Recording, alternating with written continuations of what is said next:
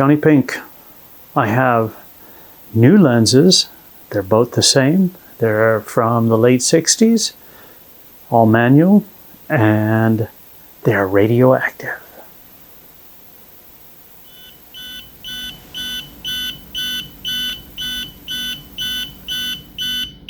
I guess it is radioactive, one or both of them. Cool.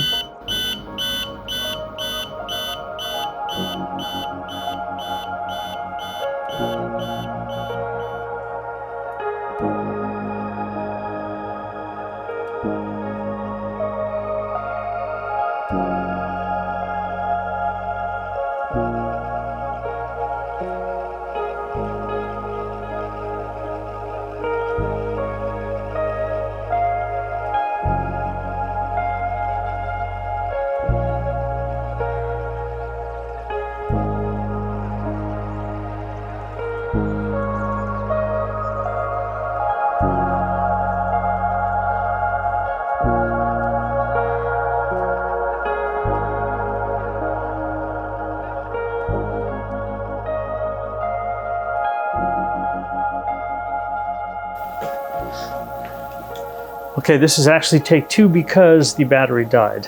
It's been that night. So I don't know if you can actually see it. Usually it shows up really nice on a white card. But what happens with the thorium glass over time is, if you can actually see that, what happens with the thorium glass over time is it turns yellow. And the reason I have these is I started going down a tangent. I like old used lenses, and as I was shooting my D800, I came across some old lenses that I forgot that I had. And then I started thinking, well, I want a different video lens than what I'm actually shooting on here, which is a 15-35. With the Canon R5, you can't shoot in 8K, at least I can't, unless I'm shooting with an L lens, so my little 24mm doesn't work. And unfortunately, Canon does not allow, on a full frame, any third-party lenses that have autofocus, and that's what I want. Very frustrating. So that led me down another tangent and finding these old lenses at the same time that Nikon announced the ZR. So I'm pretty excited about that. And I have an anamorphic lens coming with that, one of the new ones that has autofocus, so that's pretty exciting. And I do love the video that I get with the Canon R5. Okay, and I like the photos as well.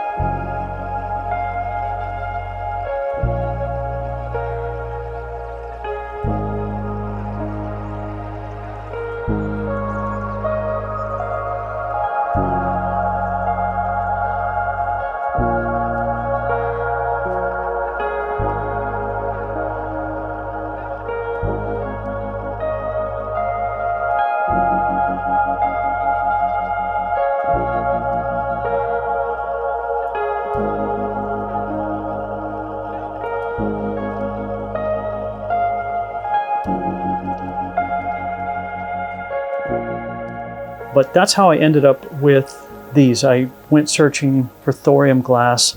These have the M42 mount on the back. I have adapters to go with it. I have my windows open. I have been trying so hard all night to get this done.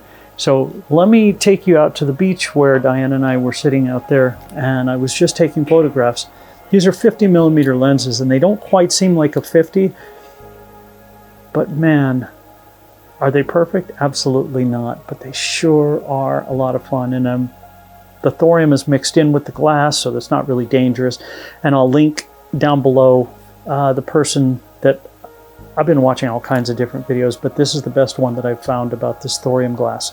So once we're done with this video, go look at that, and I'll meet you back here when all is said and done. Check it out. So hopefully I am in my own shot, and you can see it again. I'm shooting in 8K RAW Log 3 709, and what I'm filming on is another version of the Super-Takumar 50mm. Look at that. I can zoom in on that. I really like vintage glass, and I've always liked vintage glass. I may use it once or twice. The stars that I shot in, they were all shot on vintage glass with a DSLR. You have so much control. So I am setting my aperture. I'm watching my ISO because I have that set in auto. So I'm adjusting my shutter speed. So on some of these, if you see a really, really high shutter speed, it's because I am adjusting. I'm watching where my ISO goes, keeping it about 250, 400. That's the way I'm controlling it. This one that I'm shooting on right here, I'm using an ND filter. Beautiful.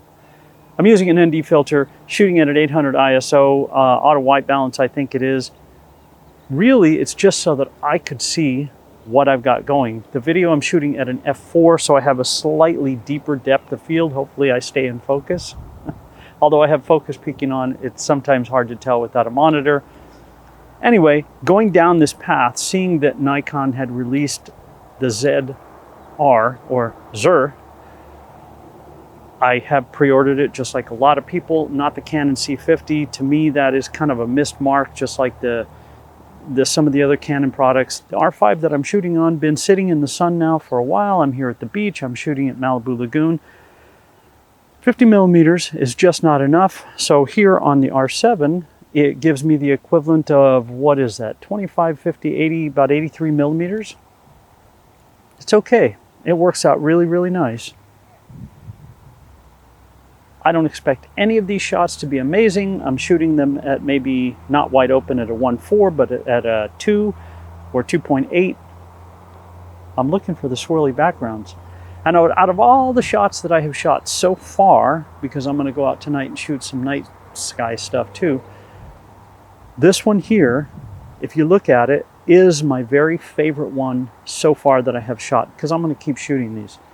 Do I expect them to be incredible? No, and that's not a light ray running through it. That is actually a twig that was in front. I love the way the backlight comes through. I love the trees behind it. That's my favorite shot so far.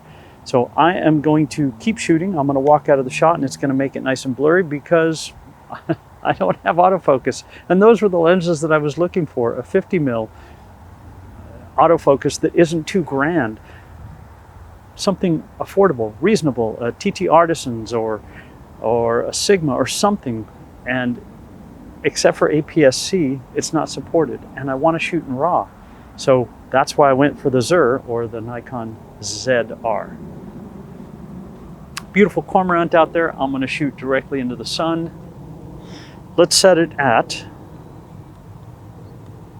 an F2, because it's not as clean and clear at an F1.4 or T-stop if you're shooting anamorphic.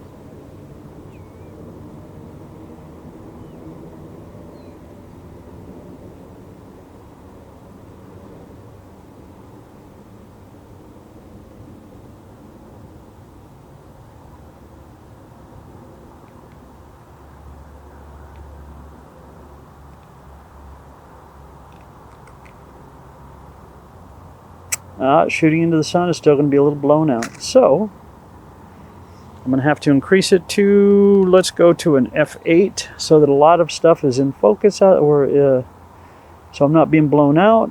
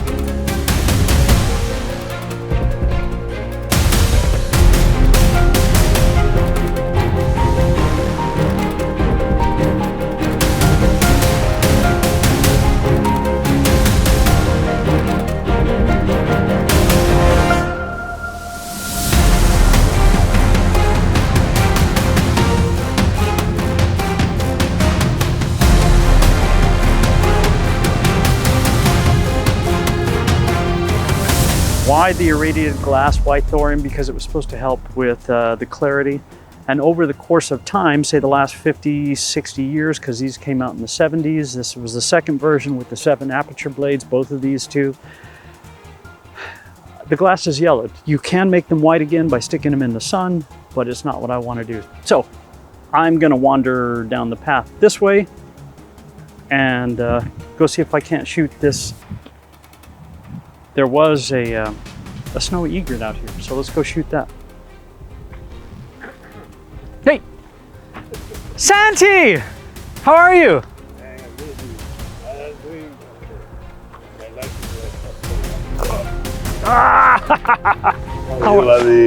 How are you? No good? But we survived, right? Yeah.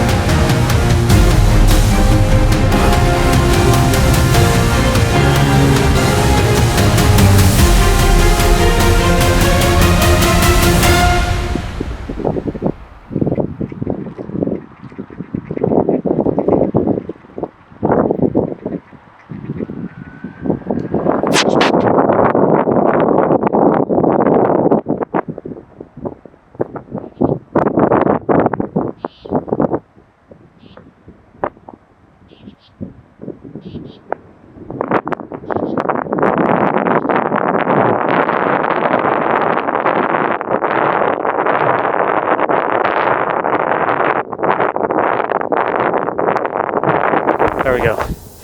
So here I am standing. I can only move so much because of my focus. I'm shooting in an F4 800 ISO, RAW, and 709 it's log 3. And this, of course, is Payuma, and Ringe Dam is down below. None of these are spectacular. Nothing is just mind-blowing, earth-shattering. It's a chance to come out and play with vintage lenses. I have wanted thorium glass lenses, and going down this rabbit hole, I found them.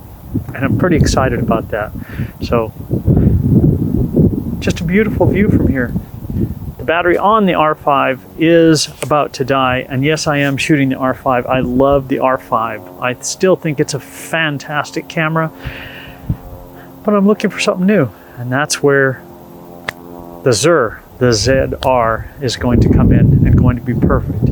I expect to be really blown out here, and that's quite okay. Exposing it is a little bit different than exposing for a regular anamorphic lens. Beautiful view from here. All right, now we're gonna head and go get some night shots. Let's go.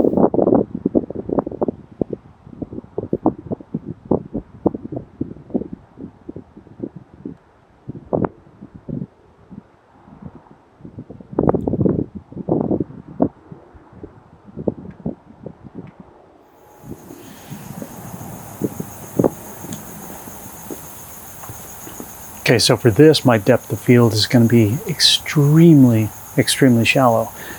And I've got a little light here. It looks like I'm blown out on the screen, and hopefully I'm not. I'm shooting at a 2.8 instead of a 4, and I'm really close. So if I'm out of focus, my apologies.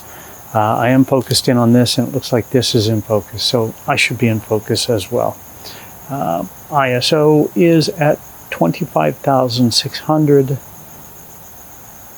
Because I'm filming up against other lights behind me. But the star that I'm taking photos of right now is Altair and everything around it. There's planes and stuff going over. This is Los Angeles, man. We're like a Bortle 7. It's really bright here. But I do shoot astrophotography here sometimes. And these old lenses being manual focus are so amazing at this. And then these are photos with this, the R7. So again, I have that 1.6 additional the equivalent, which gives me 80 millimeters of equivalent reach instead of the 50. I really like the light gathering ability of the R5 better, but you know, everybody's different, and I'm using the 300th. Some people use 5, I use 3. Divide your focal length by 300 and that gives you your seconds. So each of these was shot at 6 seconds. I'm hoping they look about the same. But again, one of my favorite cameras for being out here doing stuff like this is the D800. What an amazing camera still. And old vintage lenses. Works really, really well. Okay, so now let's go back. Well, let's go back to me sitting at the desk for some final conclusions. Now that you've made it through, I was shooting at night with this. I've been shooting the flowers. They don't have a really close minimum focus distance. You can put the aftermarket extension tubes on there to use them more like a macro. Didn't do that yet, but I will. I'm just having a lot of fun shooting with this, watching a dog down there. I'm easily distracted by movement. Wildlife photographer. It's all just supposed to be fun. And these old vintage lenses, what I was looking for was a video lens. And if I take my time and I focus it, and I'm shooting at an f2 because it's not as sharp at a 1.4, it's minimum aperture. It's a lot of fun. So let me know what you guys think of these photos. I always say that, but I like reading the comments, and it takes me a little bit of time to get to the comments, but I do answer them. So let me know down below, please. Again, go check out the link that I have down there.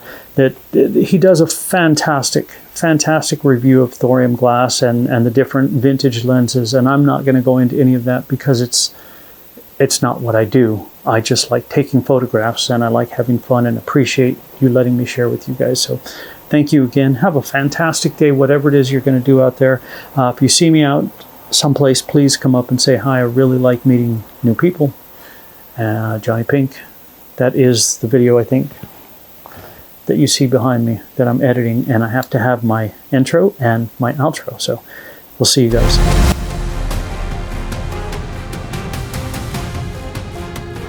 I have new lenses. They're both the same. They're from the late 60s, all manual, and they're radioactive.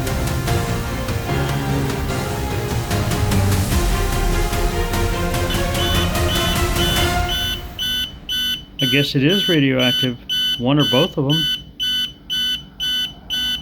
Cool.